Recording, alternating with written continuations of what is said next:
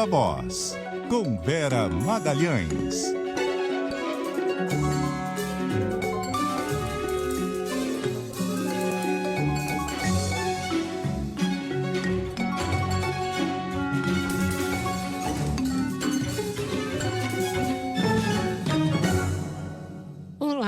Muito boa tarde, o Viva Voz está no ar com a sua dose diária de informação, análise, bastidores das principais notícias do Brasil e do mundo. Boa noite para você, Carol Mourão. Oi, Vera, boa noite para você, de novo para os ouvintes. E a novela do corte de gastos continua, né? Agora o ministro Rui Costa veio em socorro, parece, do ministro Fernando Haddad, né? Exato, e aí é uma dobradinha rara, né? Eles normalmente costumam trocar farpas, sinal de que a coisa é grave e precisa ser resolvida. Depois do Viva Voz de ontem, em que a gente falou ali da reação no mercado à fala do ministro Fernando Haddad, houve uma nova reunião com o presidente Lula e o ministro voltou a falar. Acho que ele ouviu o nosso quadro ontem, Carol, não gostou muito, falou que deram para criticar até o jeito que eu falo e tal. Não sei se foi com a gente.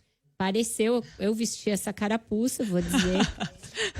Mas, enfim, a nossa missão também é analisar o gestual das autoridades, porque às vezes isso comunica bastante. Está na linha com a gente a Ana Carolina Tomé, que vai nos trazer as atualizações de como está essa discussão a respeito do pacote, não pacote de corte de gastos. Boa noite, Ana.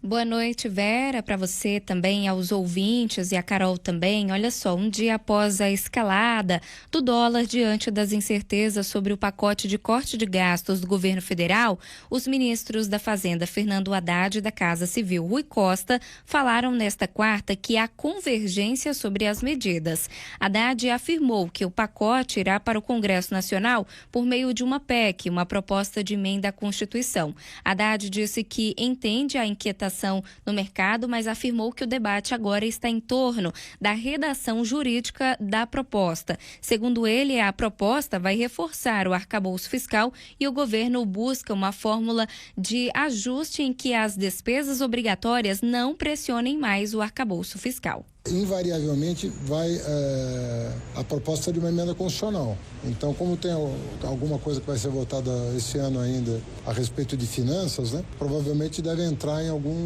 se conformar dessa maneira, deve entrar numa emenda constitucional. A dinâmica das despesas obrigatórias tem que caber dentro do arcabouço. Então, a ideia é fazer com que as partes não comprometam o todo e o arcabouço tenha sustentabilidade de médio e longo prazo, que é hoje a dúvida que preside as incertezas no mercado. O que vai acontecer se as despesas obrigatórias continuarem crescendo nesse ritmo? Então, é uma fórmula que permite que esse encaixe aconteça. Logo cedo, Vera, no Planalto, Rui Costa usou as redes sociais para tentar acalmar o mercado que se agitou após a falta de uma previsão para o anúncio das medidas. Presente no evento do Planalto junto com Haddad, Rui Costa reforçou o discurso de sintonia. Vamos seguir em frente, com certeza, mantendo esse ritmo de crescimento consistente e reafirmando o absoluto compromisso com o equilíbrio fiscal e dizendo: é possível crescer com responsabilidade fiscal, é o que nós faremos sem abrir mão em absoluto do bem-estar da população. Obrigado. Já a ministra do Planejamento, Simone Tebet, afirmou que ainda não é possível passar o valor do pacote, mas fez questão de passar a mensagem de que não há prejuízos com prazos. Ela disse que boa parte das medidas não precisa ser aprovada agora, porque o impacto só virá em 2026. Para Tebet, o importante é ter um projeto consistente que pode ser dividido em 2 etapas. O que nós precisamos é apresentar para o país um pacote consistente, autorizado, que dê conforto, obviamente, para o presidente da República, deixando claro que nós não vamos tirar nenhum direito. Isso foi um consenso entre o ministro Haddad e eu, né? Não é só porque é pedido do presidente Lula, é porque é por justiça social. Nós não vamos mexer com direitos de ninguém, mas tem muita coisa para mexer, muita política pública ineficiente que pode ser remodelada. Tebet disse que a primeira parte da proposta deve ser anunciada em novembro. Então, Vera, o governo agindo aí para tentar acalmar o mercado e dizendo que há essa convergência da Fazenda e Casa Civil sobre um pacote de corte de gastos que deve ser apresentado ao Congresso via PEC. Volto com você. Obrigada, Ana. Amanhã tem reunião da Junta Orçamentária e tem aí informações de que as medidas já estão sendo analisadas pela área jurídica do governo. Está aqui com a gente no estúdio Gustavo Ferreira, editor assistente do Valor Invest. Gustavo, o mercado teve ontem um dia de muito tumulto e hoje, mesmo com as tentativas de acalmá-lo, o dólar continuou fechando em alta, mesmo o valor de ontem, 5,76. Tem um ceticismo generalizado com essa movimentação? Boa noite para você. Boa noite para você, Vera. Boa noite, ouvintes. É aquela história do ver para crer, né, Vera? Assim, claro, o ministro Haddad hoje citou o caso do arcabouço, falando um pouco das reações do mercado. Ele lembrou, não, mas o mercado também era muito cético. Quando saiu o arcabouço, o mercado reagiu bem, sinalizando que, segundo o ministro, quando saírem essas medidas de corte de gastos, vai ser a mesma coisa. Aquela situação pode ser melhor do que nada, claro, né? E o arcabouço, se não foi uma regra fiscal dos sonhos do mercado, foi melhor do que nada, trouxe alguma previsibilidade para as contas públicas. Então, o que vier vai ser melhor do que nada. Mas tem, talvez, justamente pelo arcabouço, esse ceticismo de vir de novo só algo que seja melhor do que nada. O ministro fala que não dá para falar em cifras, mas as cifras são necessárias, né? Hoje, aparentemente, o governo está mostrando um alinhamento que, a bem da verdade, nunca teve, né? Assim, boa parte do governo veio agindo aí nesses quase 2 anos já, como se o mercado não existisse, né? Com um viés ali ideológico, como se o mercado fosse aquele ser malvado ali, ou, na visão talvez do governo, os banqueiros malvados, e o mercado não é só isso, né? O mercado é inclusive a pessoa física e, mais importante, a pessoa física que investe ou não no Brasil, pensando se as contas públicas têm previsibilidade, se o dinheiro não vai ser perdido. E essa gente, pessoa física, cada vez mais pessoas físicas investindo no Brasil, que muitas vezes prefere tirar o dinheiro daqui e colocar para fora do Brasil, fazendo o dólar subir, né, Vera?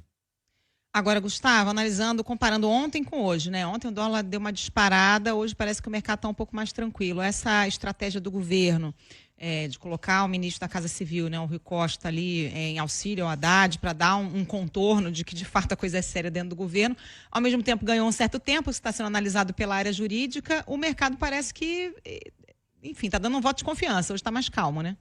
Deu uma calmaria, mas aquela calmaria na tormenta, né? Na alta, né? Pois é, assim, ou seja, não subiu mais, mas segue ali esse prêmio de risco colocado. E hoje também tivemos algumas coisas que impactaram fora risco fiscal, né? A gente nessa semana está passando por uma surra de dados aí, né?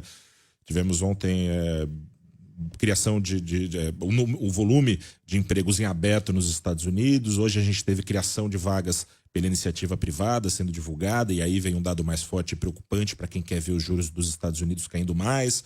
Contrabalanceando, a gente teve também o dado de atividade econômica nos Estados Unidos. O PIB do terceiro trimestre veio um pouco mais fraco do que era esperado, então talvez dá algum sinal ali de um fôlego maior para os juros caírem nos Estados Unidos. E aqui no Brasil a gente teve o CAGED, e aí é um ponto interessante, né? O CAGED mostrando de novo, e tem sido uma tônica em boa parte dos meses, uma criação de vagas formais mais forte do que o esperado para a economia real. Isso é positivo, mas tem Banco Central se decidindo na semana que vem. Banco Central que tem colocado peso nessa força do mercado de trabalho para ter começado a subir os juros. E isso sinaliza, ou reforça pelo menos, a tese de que o Banco Central vai acelerar essa alta de juros no Brasil. E aí nos leva ao dólar. Mais juros no Brasil, com juros caindo nos Estados Unidos, talvez aumente o poder de atração do Brasil para esses dólares ficarem aqui, ou pelo menos não fugirem ainda mais, mantendo ali um nível de escassez não tão grande do dólar, apesar dos riscos fiscais. Essa escassez que pode ser menor, claro, se o governo apresentar algo a contento aí do mercado.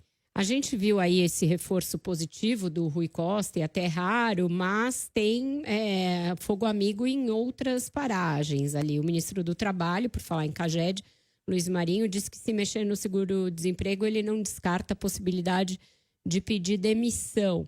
A ministra falou, não vamos mexer em direitos, mas é difícil imaginar que você vai mexer em políticas públicas ou em dotações orçamentárias sem mexer nos direitos de alguém. Tem ainda um grau enorme de incerteza quanto ao que vem e em que volume, né, Gustavo? E tem essa bola dividida, né? Eu acompanhei ali um pedaço da coletiva do Luiz Marinho. Em dado momento ele começou até a comentar o que o Banco Central deveria fazer ou não, né? Assim, eu acho que de fato o Banco Central, até que se prove o contrário, seguirá independente com o Galípolo, né? Indicado pelo governo para ser presidente do Banco Central. Mas ainda que de fato siga independente, esse tipo de pressão não ajuda, né? Mais atrapalha do que ajuda justamente o governo que quer ver juros caindo. Se existe uma sensação no mercado de que o Banco Central está ali com a corda no pescoço para fazer aquilo que o governo quer, e seja lá o que o governo queira, existe pressão por mais prêmio, por mais juros necessários justamente para esse dólar ficar aqui no Brasil. Gabriel Galípolo, que estava na reunião de ontem do Alvorada, em que houve, pelo que a gente apurou, uma nova rodada de convencimento ali do presidente da necessidade de fazer esses ajustes no gasto, até para olhar lá para frente e ver uma chance maior do Brasil retomar o grau de investimento, né? Esse aí foi o grande maná que se colocou na frente do Lula para tentar convencê-lo, né? Você falou do grau de investimento e me chamou a atenção ontem, se não me engano, o Aloysio Mercadante, que falou que a grande meta do governo tem que ser recuperar o grau de investimento. O grau de investimento que foi perdido ali em 2015, quando ele era das principais vozes econômicas do governo. Ou seja, um alinhamento retórico e improvável está acontecendo, mas o mercado, de novo, de retórica e semântica não se faz matemática, né? O mercado precisa ver as contas fecharem. É verdade. Gustavo, obrigada de novo por desanuviar aí a situação para a gente, nos explicar o que está por trás de todo esse nervosismo, e a gente volta a te acionar quando houver novos solavancos, ou seja, quase todos os dias. Pois é. É um prazer, e convido quem está ouvindo a acessar valorinvest.com. Até a próxima. É isso. E o Gustavo aqui também sempre com a gente nos outros horários dele no Ponto Final. Carol, é isso. Teve Luiz Marinho e teve também um manifesto de intelectuais, aí, personalidades do mundo do PT e ali ex-ministros contra o pacote de gastos. Ninguém sabe qual é o pacote, mas eles já estão contra, é isso? Já são contra, pois é. Intelectuais, ex-ministros, professores, ativistas, economistas, parlamentares de esquerda assinaram esse abaixo-assinado contra as medidas de controle.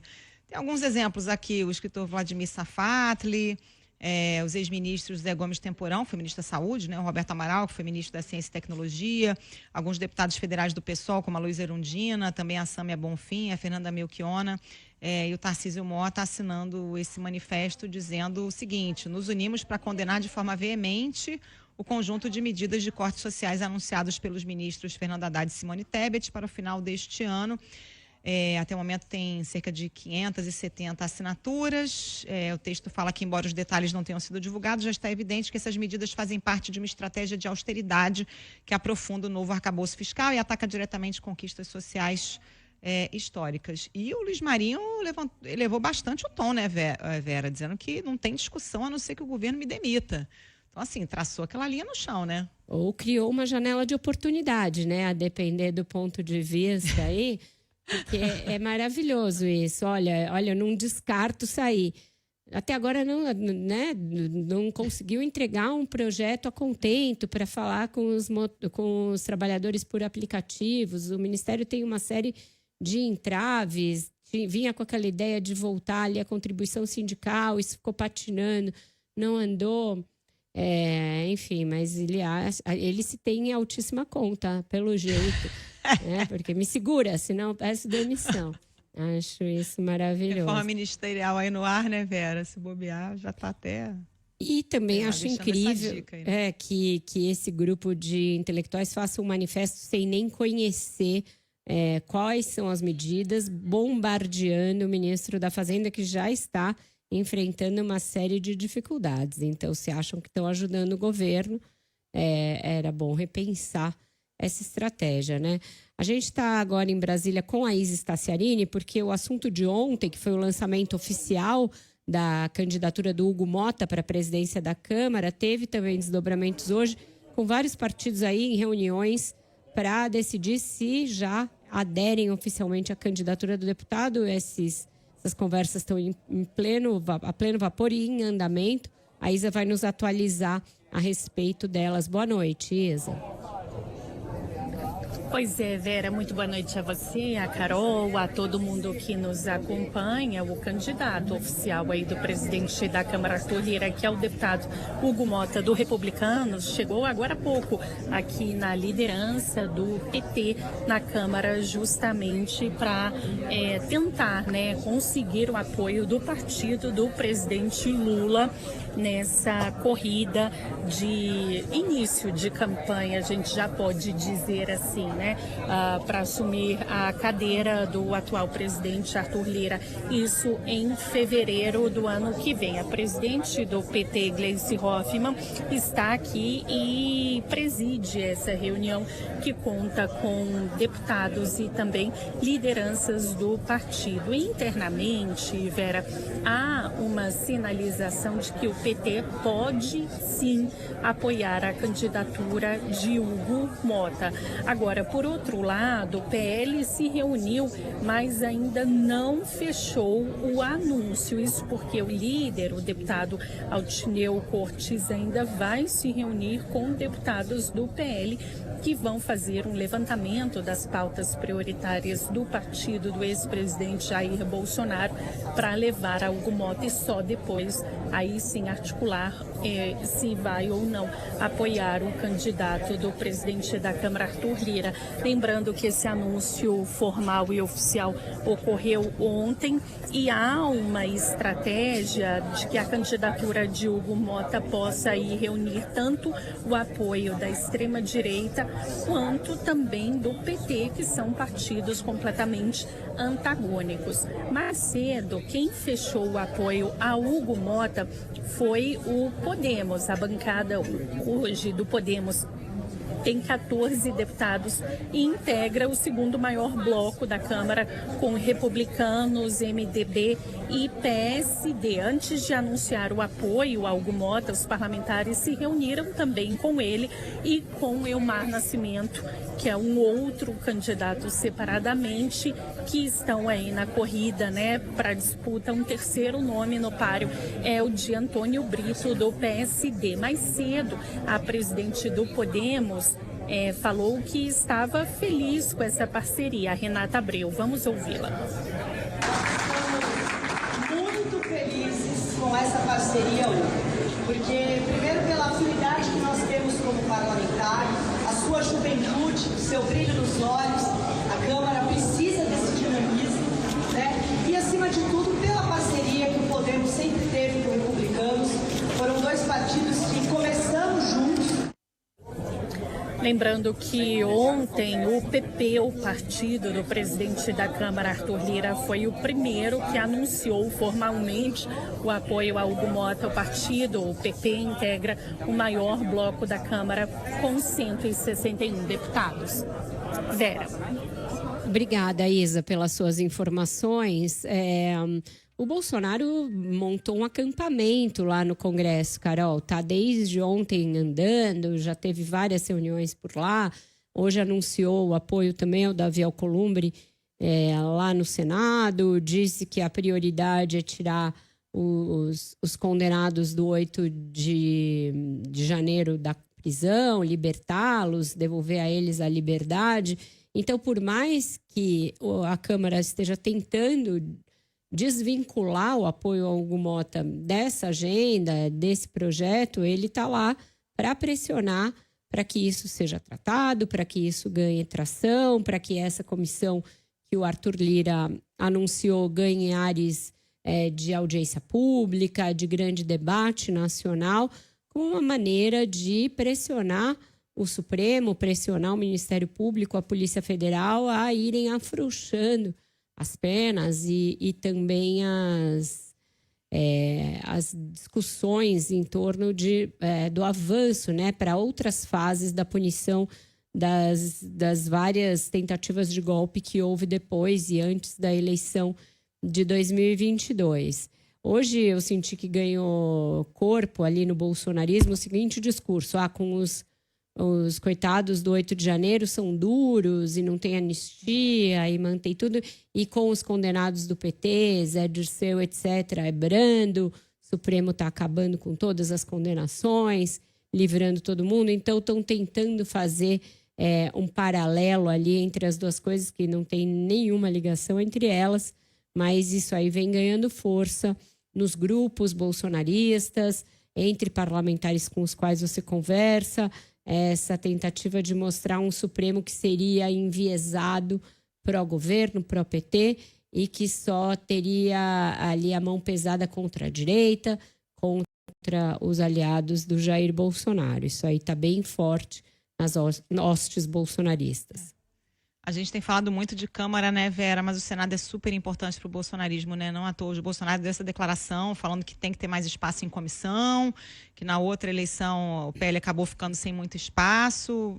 Tem um foco grande na direita de ter uma bancada expressiva no Senado, justamente nessa cruzada aí contra o Supremo, né? Aquele sonho de consumo do bolsonarismo de ter impeachment de ministro do Supremo Tribunal Federal. E no ano que vem, aliás, em 2026, se renovam 2/3, né, do Senado. Então, cada estado vai eleger 2 senadores. E muito se falou, o Bolsonaro saiu enfraquecido do segundo turno. Mas as pessoas talvez não se deem conta de que muitas dessas pessoas que se projetaram, inclusive indo ao segundo turno, esses extremistas bolsonaristas, ganharam uma visibilidade, se tornaram conhecidos e passam a ter um recall para até mesmo ser candidatos ao Senado daqui a 2 anos. Eu ouvi isso de muitos articuladores bolsonaristas, do tipo, olha, essa análise está errada, e essas pessoas se projetaram e vão ficar 2 anos aí na mídia, nas redes sociais, para se lançar, inclusive, ao Senado e fazer parte desse plano a que você se referiu, Carol. Então, a gente não pode ter ali ingenuidade de achar que o bolsonarismo dá ponto sem nó. E, como eu disse, o Bolsonaro está lá acampado, ele está presente na articulação, porque ele não quer também sair de cena e deixar o terreno da direita livre para novas pessoas surgirem na vaga dele. A gente vai para o nosso tradicional intervalo, depois volta de novo com a Isis Tassiarini e também com a Janaína Figueiredo, porque a gente vai falar da escalada de crise entre Brasil e Venezuela. Não sai daí. E estamos de volta com o Viva Voz. E antes da gente tratar da questão da Venezuela, a gente vai a Brasília com a Meire Bertotti, que vai registrar para a gente o encerramento da votação de um dos projetos que regulamentam a reforma tributária na Câmara. Boa noite para você, Meire. Olá, Vera, boa noite. É isso mesmo, a Câmara concluiu hoje a votação daquele segundo projeto da reforma tributária que trata das regras para o Comitê Gestor do Imposto sobre Bens e Serviços, o IBS, que é um dos 3 impostos sobre consumo criados pela reformulação do sistema tributário. Os parlamentares, no entanto, Vera, rejeitaram a criação do imposto sobre grandes fortunas, que foi uma proposta do PSOL. A ideia era taxar em 0,5% ao ano patrimônios de 10 a 40 milhões de reais, em 1% os valores entre 40 e 80 milhões e 1,5% as riquezas acima de 80 milhões de reais. O texto foi derrubado por 262 votos contra e 136 a favor. Já em relação à criação do comitê gestor, este sim aprovado, né? O objetivo é que ele conduza a transição do atual modelo tributário para o novo, garantindo o cumprimento das regras e também a elaboração de medidas para evitar prejuízos aos estados que perderiam a arrecadação nos primeiros anos do novo sistema. O projeto agora segue para análise do Senado. Vera. Obrigada, Meire, pelas suas informações. O Haddad hoje se disse otimista quanto à conclusão, Carol, dessa proposta até o fim do ano e disse que o ano que vem vai ser dedicado à reforma do imposto de renda. Então, isso era para ter sido esse ano, não houve clima para tratar, ficou para o ano que vem. Vamos ver se vão conseguir avançar. Promessa de campanha do Lula, né? Essa do imposto de renda de isentar até 5 mil. Agora sim, vamos falar da Venezuela. De novo está com a gente a Isis Tassiarini, porque houve uma escalada retórica, e não só retórica, diplomática, da crise entre os dois países. Isa, boa noite. Como é que o governo está vendo esse aumento do tom do governo Maduro? Pois é, Vera, muito boa noite novamente. O governo brasileiro avalia que a mais nova reação do governo de Nicolás Maduro de convocar o embaixador venezuelano aqui em Brasília mostra que a relação com a Venezuela está se deteriorando e que o país adota uma espiral de ações que o afasta da normalidade. A análise é de que o Brasil não deve se manifestar publicamente porque não quer escalar a crise diplomática, mas que o diálogo com a Venezuela está prejudicado e que essa postura não é uma linguagem normal na diplomacia porque demonstra uma repressão de um país contra o outro. Internamente, a postura do primeiro escalão do governo Lula é de que não haverá nenhuma reação pública do Brasil, até porque quem convocou o embaixador para fazer as consultas foi a própria Venezuela e que são eles quem devem explicar esse movimento. Lembrando que, além de chamar o representante venezuelano em Brasília, o governo de Maduro também convocou o encarregado de negócios da Embaixada do Brasil em Caracas. Em uma postura de tentar não escalar a crise, a avaliação do governo brasileiro é de que convocar o embaixador não necessariamente é a retirada dele do país, mas sim um movimento de acioná-lo para fazer consultas e reuniões. Acontece que essa postura é vista como um endurecimento. Eu conversei com uma pessoa envolvida na relação do Brasil com a Venezuela que me disse que não é segredo que essa interlocução está se deteriorando, mas por ação da Venezuela, porque desde que as conturbadas eleições ocorreram, o país vizinho se dispôs a divulgar as atas, né, do resultado eleitoral, o que nunca aconteceu. A avaliação, porém, é de que não cabe superdimensionar os episódios e que o Brasil não vai reagir a cada movimento da Venezuela. Essa fonte me disse que episódios anteriores são muito mais graves. Mencionou, por exemplo, não apresentar as atas das eleições como tinha se comprometido a fazer. A avaliação é de que essa postura da Venezuela não é comum na relação diplomática, mas que o Brasil vai continuar buscando não escalar os problemas.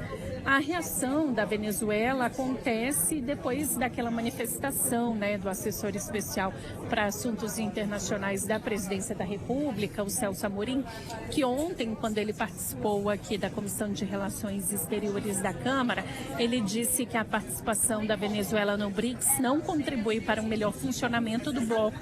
Lembrando que na semana passada o governo brasileiro vetou a participação da Venezuela no BRICS. Vera. Obrigada, Isa, pelas suas informações. E a gente continua nesse tema, porque está com a gente para analisar essa escalada toda a Janaína Figueiredo, nossa amiga, correspondente aí do Globo, colunista, repórter especial do jornal, que fala com a gente por imagens. Quem está nos acompanhando no Globoplay, nos outros aplicativos, já pode ver a Jana junto com a gente. Ela está de Buenos Aires e com o olho em Caracas. Boa noite para você, Janaína. Boa noite, Vera. Boa noite, Carol. Um prazer enorme estar aqui com vocês. Boa noite, Guilherme. Não sei se ele está por aí também. Ele está aqui do lado, está dando boa noite também.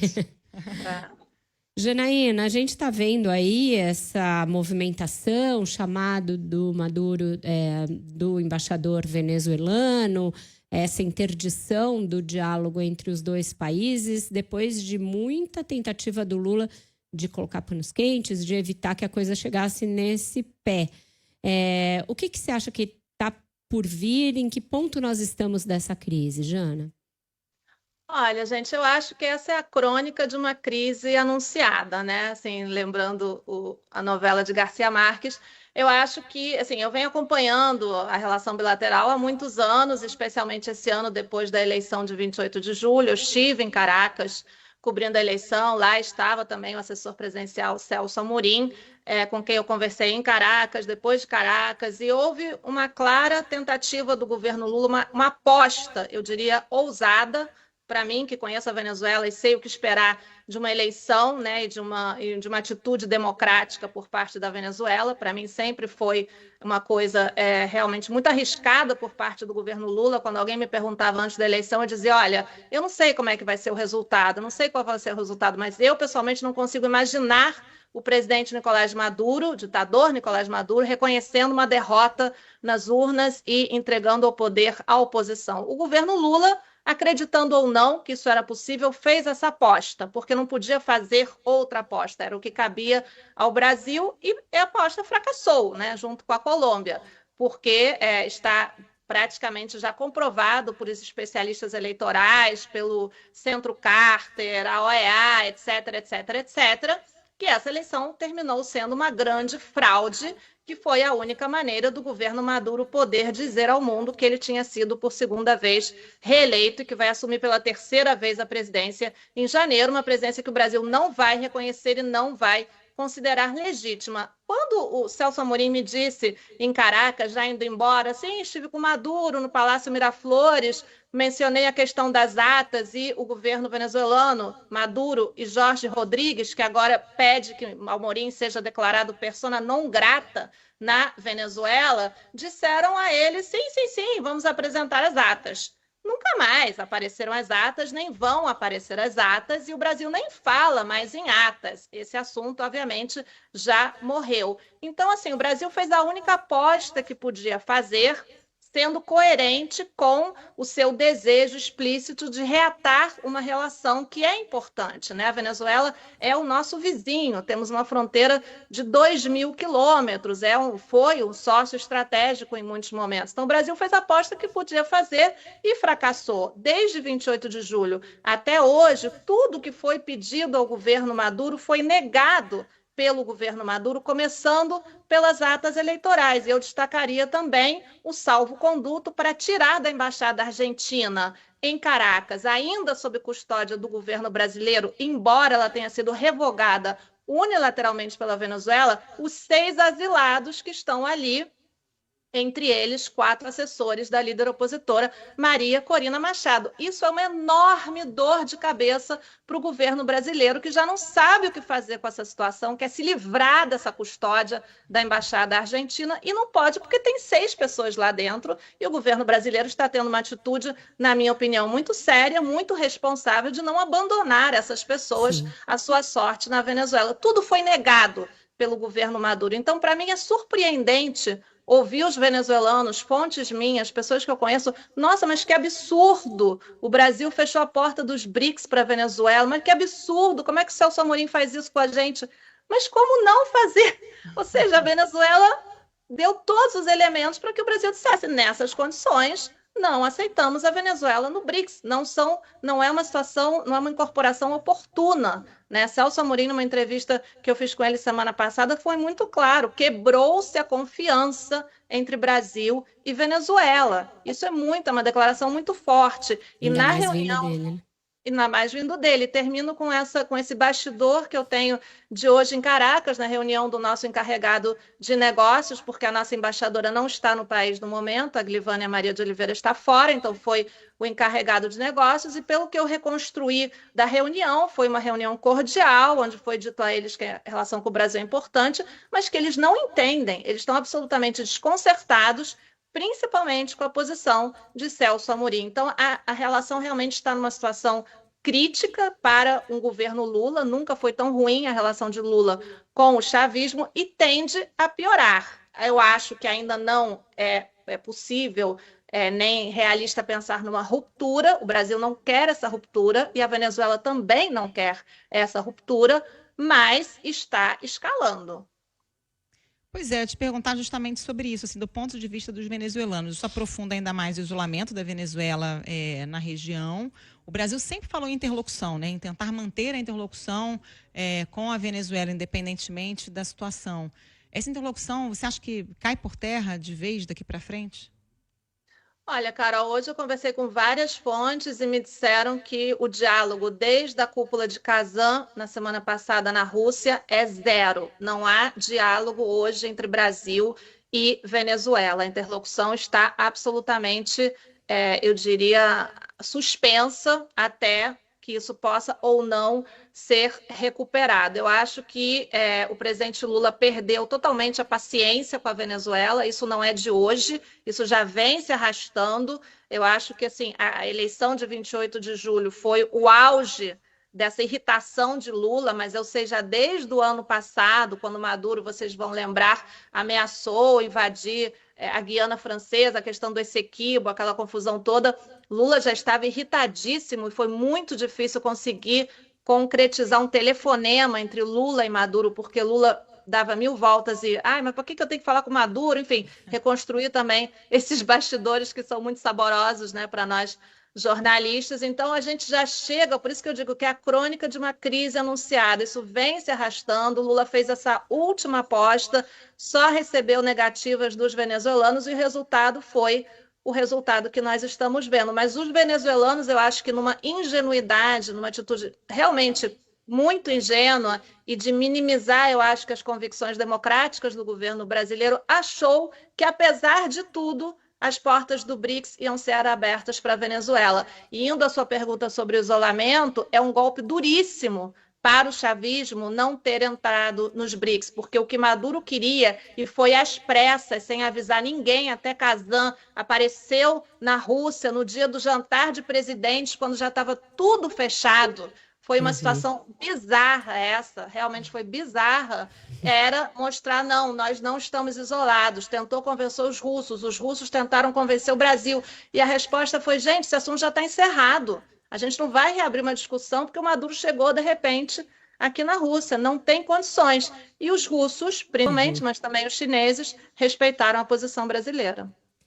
Janaína, super obrigada por essa análise, por rememorar esses fatos que a gente nem lembrava direito, esse equívoco, você falou agora, eu falei, nossa, ainda tem essa treta rolando. E a gente vai voltar a recorrer a você quando as coisas apertarem por lá, também tem sido bastante frequente. Obrigada mesmo. Eu que agradeço. Boa tarde. Boa tarde, boa noite para você. A gente faz mais uma pausinha aqui no Viva Voz e volta já para o encerramento do nosso papo. Estamos de volta com o Viva Voz e vamos de novo ao Rio de Janeiro, porque a Mariene Lino está acompanhando durante todo o dia o início do júri popular que vai julgar os assassinos confessos de Marielle Franco e Anderson Gomes, e ela traz as atualizações para a gente. Boa noite, Mariene. Boa noite, Vera, Carol. Terminou agora há pouco o último depoimento de testemunhas aqui no júri popular do caso Marielle Franco. Ao todo foram, no caso aí, 8 testemunhas. Eram 9, só que uma não compareceu, então foi exibido um vídeo antigo, de um depoimento antigo também nesse processo. Então terminou agora há pouco o último depoimento, no caso, testemunha de defesa. Foram 2 de defesa e 6 de acusação. Portanto, a expectativa é que daqui a pouco comece o interrogatório dos réus, os ex-policiais militares Rony Lessa e Elcio de Queiroz. Existe a chance, tenho essa expectativa de que eles não falem, afinal de contas, enfim, são réus confessos, já falaram em outros momentos, mas mesmo assim eles precisam ser submetidos a esse rito, mesmo que seja para dizer, não vou responder a essa pergunta. Então a gente vai continuar acompanhando aqui esse interrogatório. Só para a gente lembrar para o nosso ouvinte, hoje foram ouvidas a jornalista Fernanda Chaves, que sobreviveu ao ataque, a mãe da vereadora Marinete Silva, a viúva da vereadora Mônica Benício, a viúva de Anderson Agatha Reis, os policiais civis Carlos Alberto Paura Júnior e Luiz Marco Ortelete Leite, o delegado Guilhermo Catrambi, da Polícia Federal, e o policial Marcelo Pascoaletti, também da Polícia Federal.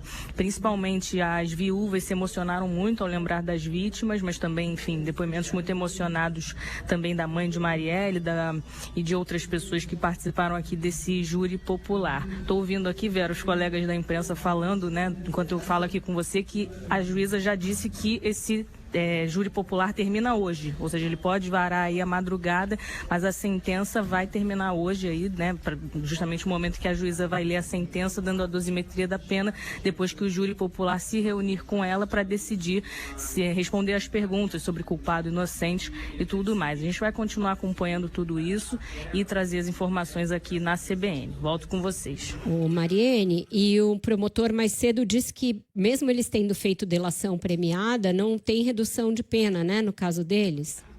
Exatamente. O promotor disse que eles vão buscar justamente a condenação por todos os crimes, ou seja, duplo homicídio qualificado, uma tentativa de homicídio e receptação, buscando aí a pena máxima, mas que em uma eventual condenação não vai ter nenhum tipo de acordo para redução de pena. Eles vão cumprir, somar, no caso, o tempo que eles já estão presos com o restante que for definido. Muito obrigada, então, pelas suas informações, Mariane Lino. A Mariane e a nossa sucursal do Rio da CBN seguem ali acompanhando, então, se o júri for se estender noite adentro, para trazer esse resultado quando ele houver. Impressionante que tenha demorado 6 anos, né, Carol, para começar a haver aí a responsabilização dos responsáveis por esse duplo homicídio, um crime bárbaro. É um crime político, porque atingiu uma vereadora no exercício do seu mandato e por motivações políticas, e também ceifou a vida do Anderson junto com ela. Poderia ter levado ainda à morte da assessora que estava junto e que sobreviveu, e hoje depois diz que tem lembranças muito confusas. A Fernanda Chaves diz que tem lembranças muito confusas daquele dia, mas é isso, um trauma enorme para várias famílias e também uma mancha muito grande na política brasileira, né? É tudo muito inacreditável nesse caso, né, Vera? Não só a violência em si do caso, mas como se desenrolou toda a investigação. As primeiras prisões demoraram, acho que mais de um ano para acontecer. Aí a polícia conseguiu chegar aos executores, mas ficou anos e anos, né? Aquela pergunta no ar, quem mandou matar Marielle, as investigações truncadas. Depois a gente veio a saber, de acordo com a denúncia do Ministério Público, que havia gente dentro da polícia atrapalhando as investigações. Isso também só veio à tona muito recentemente, até que o Ministério Público chegou aos nomes dos acusados de serem os mandantes do caso. Mas 6 anos e 7 meses é muito tempo para esse caso ficar sem uma resposta. É um julgamento histórico, né? Todo mundo de olho. Por enquanto, só dos executores, a gente está falando só dos executores confessaram que participaram desse crime, né? Tanto o Elcio Queiroz quanto o Rony Lessa, e um caso que joga... todas as implicações também dos que têm foro em alguns dos tribunais superiores. Então, a gente está começando a ter a responsabilização, ainda vai levar mais alguns anos, principalmente porque a gente vê no Brasil, o resultado de júri popular também leva a uma grande infinidade ali de recursos em outras instâncias da justiça. Então, não é para agora a conclusão desse caso, mas para as famílias é muito importante esse momento em que os assassinos confessos vão a júri. A gente segue acompanhando. E o Viva Voz fica por aqui, Carol. Valeu, Vera. Obrigada. Boa noite para você. Um beijo, até amanhã. Boa noite, até amanhã. Vocês ficam agora com a terceira hora do Ponto Final, com a Carol Moran e o Guilherme Muniz.